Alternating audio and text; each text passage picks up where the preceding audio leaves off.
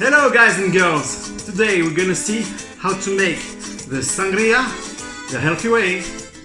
So in this cocktail we will need the orange, apple, fresh lemon juice already pressed, and we'll need this amazing biological grapefruit juice 100%, and this will replace the wine.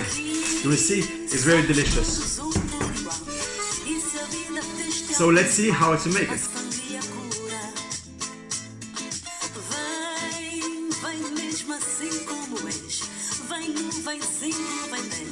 São todos bem-vindos. Aqui andamos nesta loucura, perdidos nesta mistura de fruta, sumo e vinho. Ei, garçom, dá cá sangria, bem doce e fria. Dá cá sangria, oh garçom. Ei, garçom, mais sangria. Vamos ficar até o bar fechar.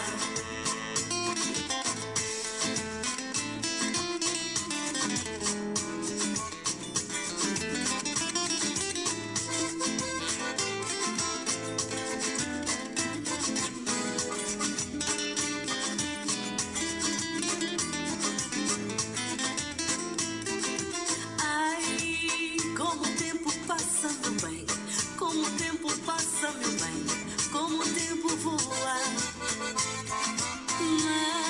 Mas todo mundo está a gostar, portanto aqui vou